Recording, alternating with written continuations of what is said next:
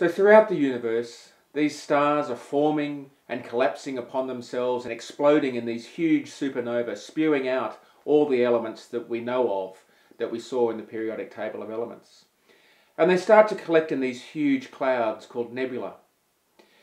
And you might think that, well, they would just continue to swirl around in this incredibly disordered universe, but they don't. Somehow they come together and form what are essentially beautifully ordered systems, just like our solar system. How does a solar system form from this apparently disordered cloud of dust existing in the universe? Well, one of the best videos that I've ever seen to help explain that is this one coming up. So let's have a watch of that. Our solar system, the place we call home, lies about 26,000 light-years from the center of our galaxy, the Milky Way. Or around 2/3 the way out. The story of how these huge planets came to be orbiting an average yellow star is 6 billion years long. And since we don't have that much time, I'll speed it up a bit. It starts with a bang.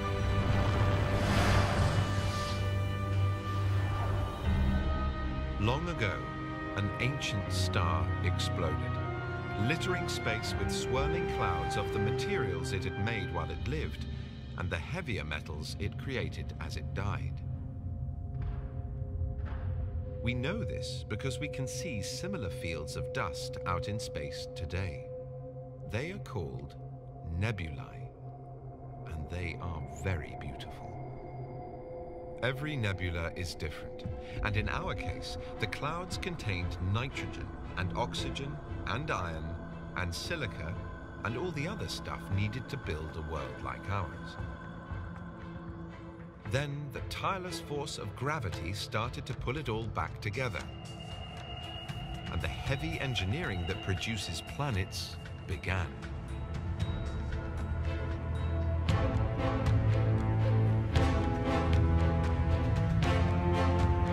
Vast spirals of dust began to form. And at the center of one of these, a rocky planet called Earth started to take shape. Built of stardust and assembled by gravity.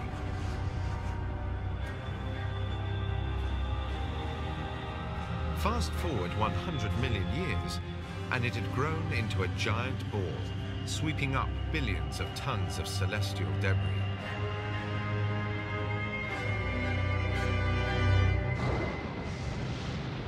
This is where the Earth came from, and therefore how you and I began.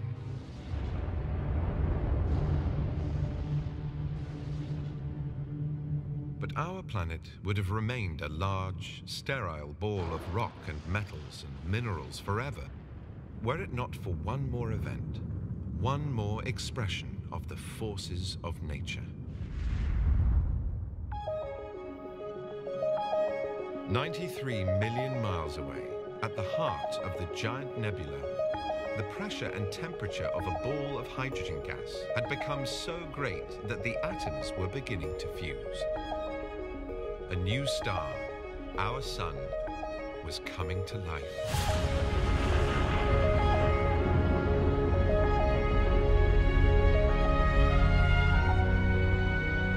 As the sun ignited, it gave off a huge blast of solar wind,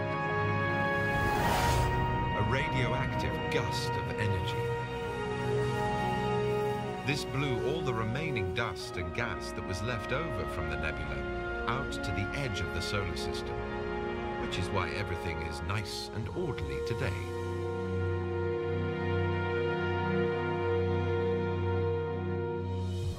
In the outer reaches of the solar system, we have the huge gas planets, Jupiter, Saturn, Uranus, and Neptune.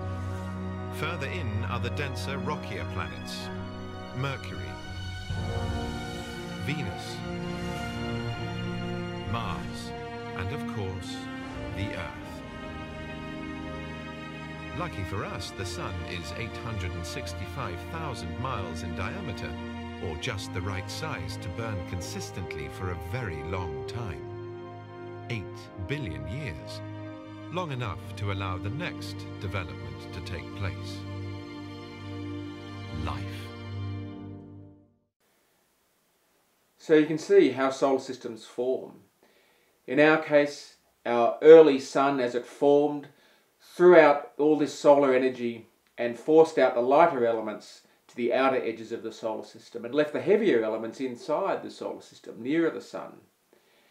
And so that's why we have those gas planets at the edge of our solar system and the rocky, heavier planets closer in towards the sun, just like the one that we live on.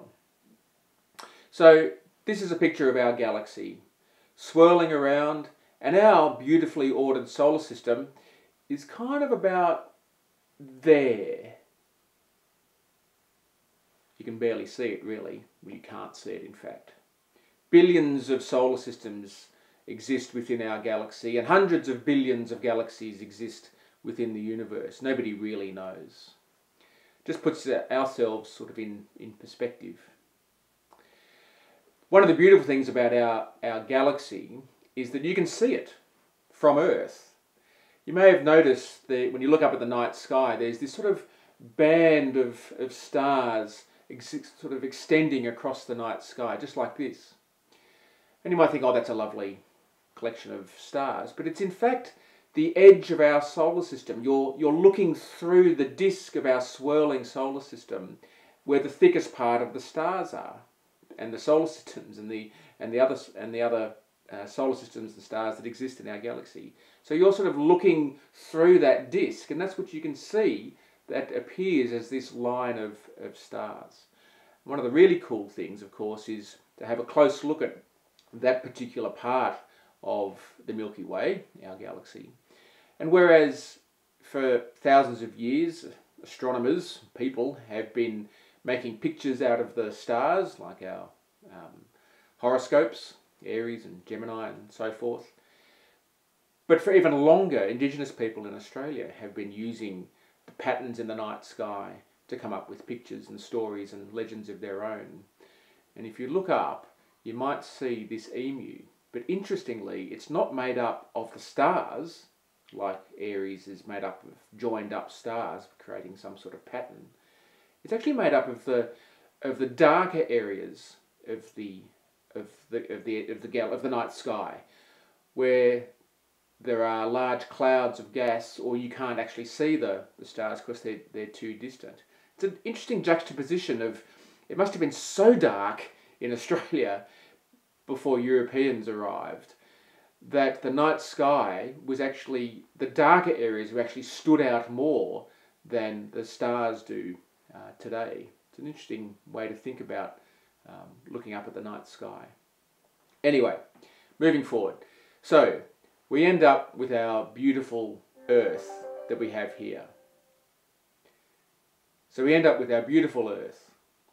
Now, in the early days of the solar system, as we saw in that video, the early Earth was a massive, hot, molten ball of rock rotating around our sun and being bombarded by other bits and pieces and rocks within that early solar system and accumulating via the processes of gravity, by the process of gravity. And as each rock hit that early Earth, it got larger, but the friction created that heat, and it grew larger and larger and hotter and hotter and hotter. In that molten state, the heavier elements that were in those bits of dust and rock that were accumulating started to sink towards the centre of the Earth. So iron and nickel, heavy elements, started to sink towards the centre of the Earth. Whereas the lighter elements tended to stay towards the surface of the Earth, the outer surface of the Earth. So you got this differentiation of elements occurring within that molten state. And what that has produced, or one of the reasons, that's one of the reasons why we now, when we look at our Earth, which is now cooled down on the Earth's surface, it's still pretty hot in the centre, and that's the residual heat from that early accretionary phase billions of years ago, as well as other sources of energy like radioactive decay. When you look at the present day Earth, you see it's made up of different layers. Now, how do we know that the Earth is made up of different layers? We can't look inside the Earth. Our deepest wells only go down a few kilometres, and we can get some indication of what's occurring there.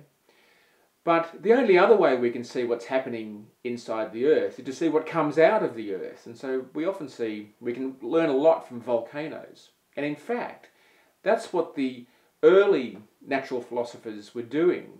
Like this bloke here, pretty clever fella. This is his map of what the inside of the Earth looked like. And it's not a bad representation. Yeah, it's completely wrong. But what he was noticing was that what was coming up from inside the Earth was hot molten magma and coming out in volcanoes. So he thought, well, there must be large chambers of magma inside the Earth from which this magma and lava is coming from, which of course is true. The scale of his diagram and the complexity of the layers that we now know, of course he didn't have any opportunity or any chance to know anything about that. But we do today.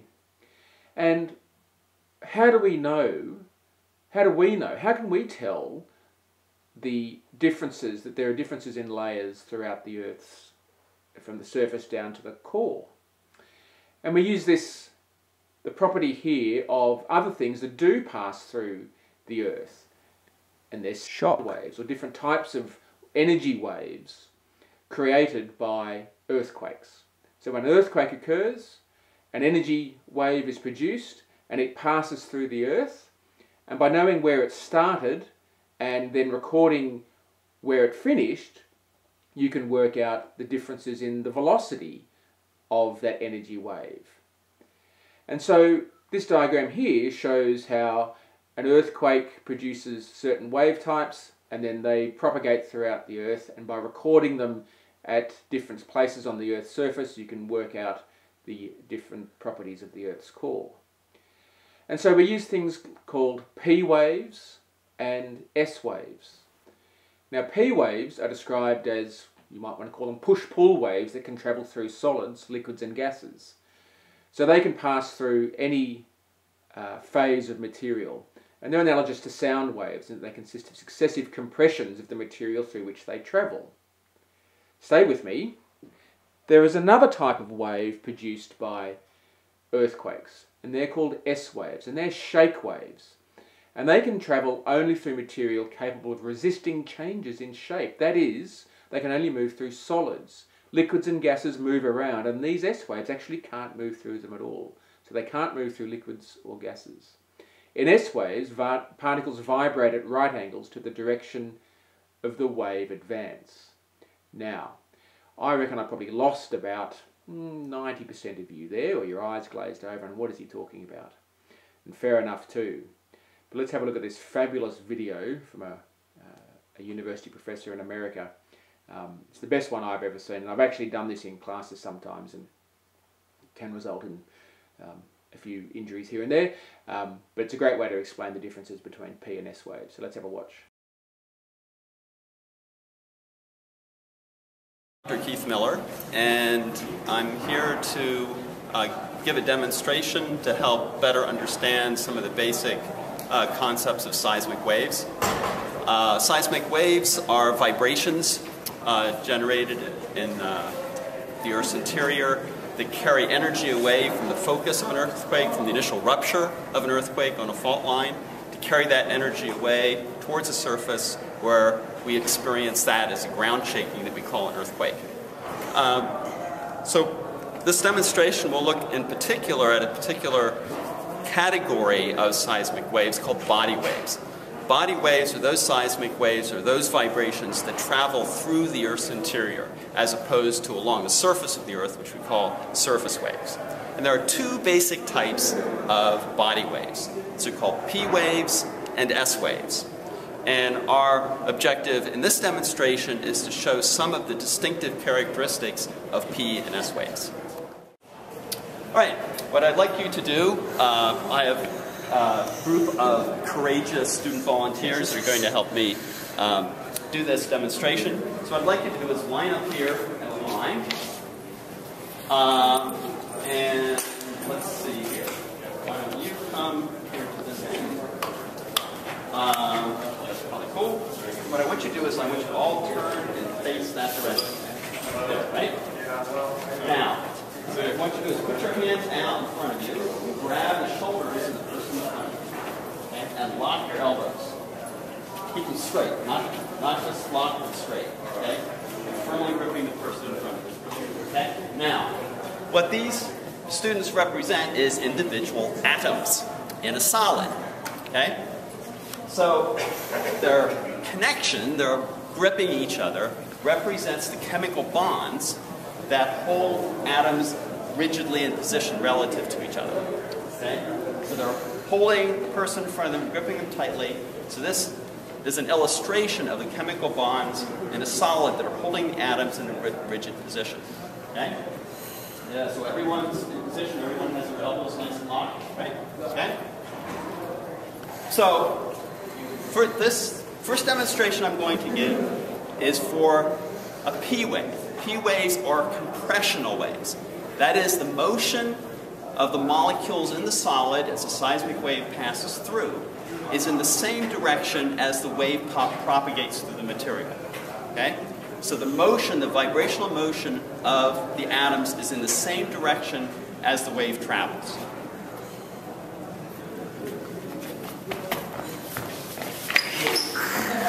Okay? So what you've seen is made an impact here, so that would be like the initial rupture of the earthquake fault line. And that energy, we're talking about the transfer of energy. That energy is being transferred from atom to atom by way of the chemical bonds that hold them rigidly in position. Okay?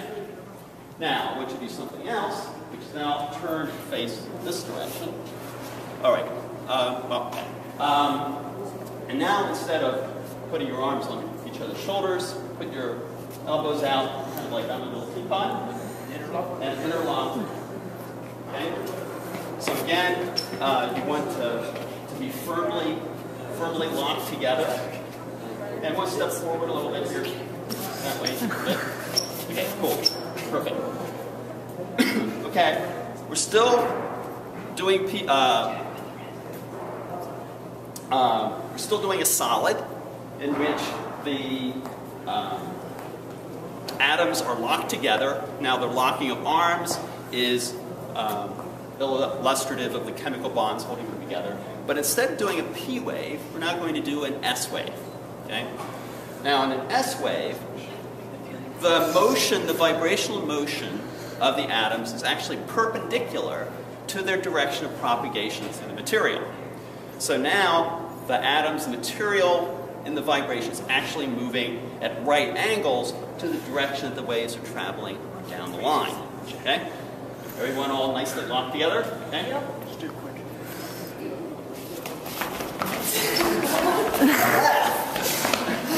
Okay? Notice I'm able to send the energy down the line. This is a solid. Everyone's locked together. Atoms are locked together in a solid. And again, I can transfer that energy. In this case, it's a shearing energy, a shearing motion. That I can transfer it through the material if it's a solid. Okay. Now we're going to do something different, showing a different type of material.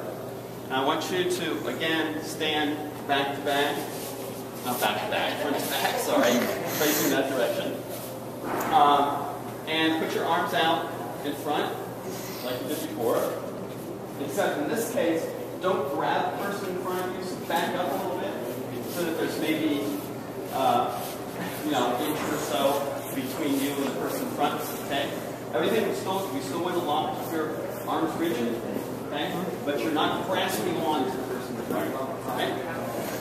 Okay, now this is, instead of being a solid, what we're trying to illustrate here is a liquid, okay? So we have the atoms that are still fairly close to each other, but they're free to move relative to each other. They're not held together rigidly by chemical bonds. So they're actually not actually connected to each other by chemical bonds.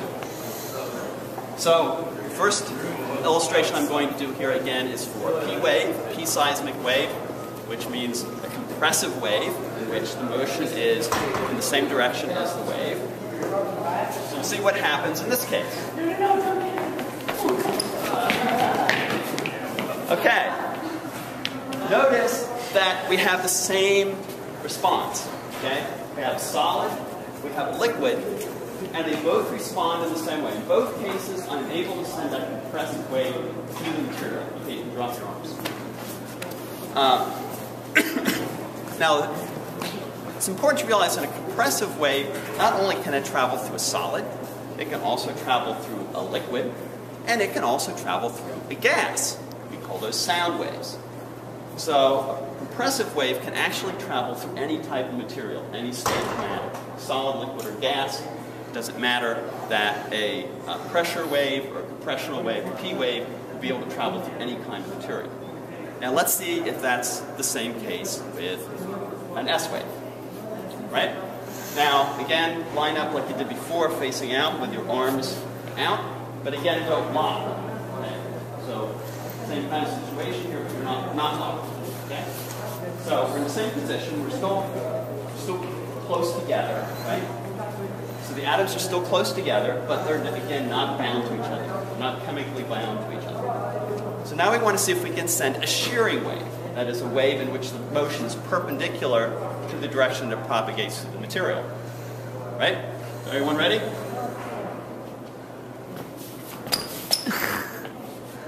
Notice that I cannot send an S wave through the material. And that's because there's no chemical bonds. The only way that the energy can get transferred through an S wave is through those chemical bonds. If they're not present, you cannot send the energy through the material. So imagine if you're in a swimming pool or some body of water, right? You can send a compressive wave through that body of water. But if you try to send a shearing wave, like you want to send a wave that way, you can't do it by trying to push the water this way. It's not going to go that way. You can't propagate a wave, an S wave, through a liquid. So one of the important distinctions between a P wave and an S wave, P waves are compressional, and S waves are shearing waves. P waves can travel through any state of matter, but S waves can only travel through a solid in which the atoms are bound to each other. Okay, thanks. Okay, so let's have a look at this diagram again. Firstly, let's make sure we know what we're looking at. So this is a diagram showing the layers in the Earth from the outermost surface right through to the core. Down the left-hand side, or the y-axis, is depth, showing us that the distance to the core of the Earth is more than 6,000 kilometres.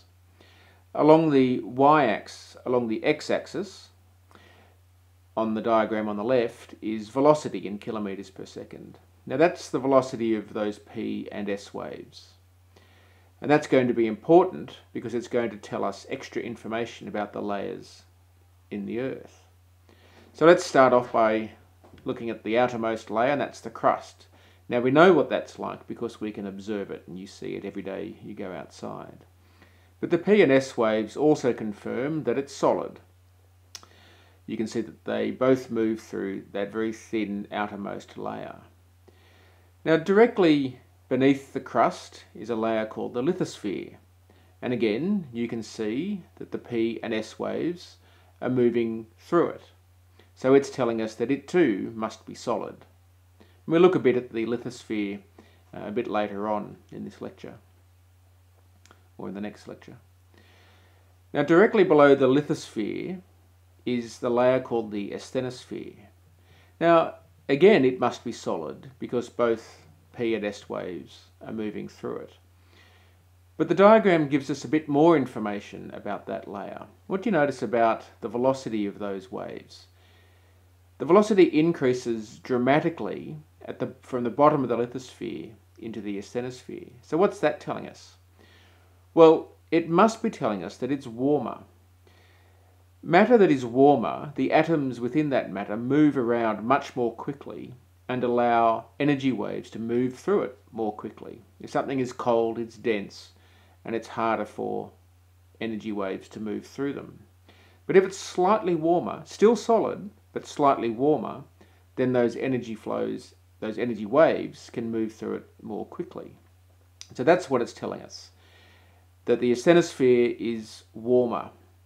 Now, we also know that it's so warm that it actually starts to move slowly. So although it's clearly still solid enough for those S waves to move through it, we know that it's also moving slightly.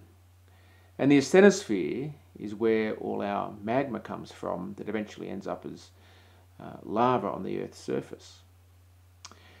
As we move through the asthenosphere and into what's known as the mantle, and you can describe it as the upper mantle and lower mantle, the same properties exist, and the temperature is increasing because those waves are getting faster and faster. But it's still solid enough for the S waves to move through.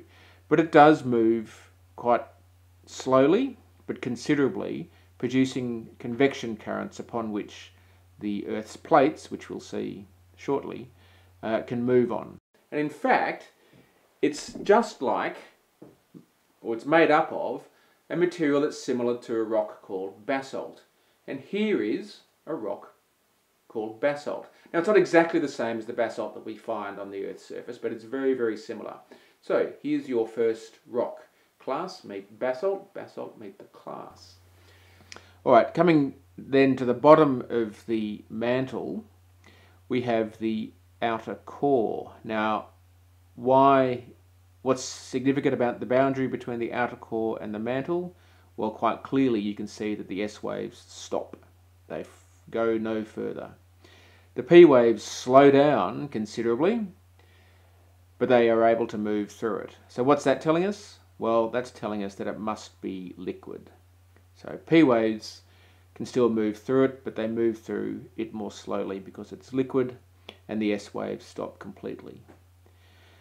And then the P waves continue to another boundary at the outer edge of the boundary between the inner core and the outer core. Now, it increases dramatically at that point, so it's obviously telling us that it's getting much hotter, and the P wave continues. So, is it solid or liquid? Well, just by looking at the P wave, we can't actually see. We can't tell, because the S wave stopped at the boundary between the outer core and the mantle. If an S wave got through there, could it actually move through? Well, scientists, geophysicists didn't actually know until relatively recently. It was confirmed in about 2008 that actually some S waves do somehow get through. I'm afraid that one's a bit beyond my geophysics understanding. And by just observing some very special waves that have S-wave properties, they did actually notice that these were able to pass through the inner core, showing that it is in fact solid.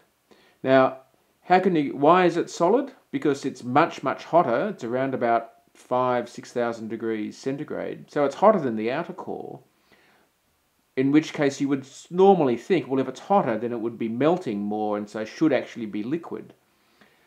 But because of the intense pressure of all of those 6,000 kilometres or 5,000 kilometres of other material overlying that inner core, pressing down on it, it squashes that material into a solid. So it's like the pressure in a gas bottle. It turns the gas into a liquid because it's been pressurized. Well, the same's happening at the inner core. There's so much pressure that even though it's incredibly hot, it's the hottest part of the Earth, that because of the pressure, it's actually squashed into being a solid. So, they're the layers of the Earth, and you can see how they relate to the P and S waves. Alright, so that's a quick rundown on the layers of the Earth. And of course, it doesn't look nice. They're not nice concentric layers like some of these diagrams are showing. It's in fact extremely complex, and certainly at the outer layers where the layers intersect with each other and interact, and that's what gives us plate tectonics, which we'll look at now.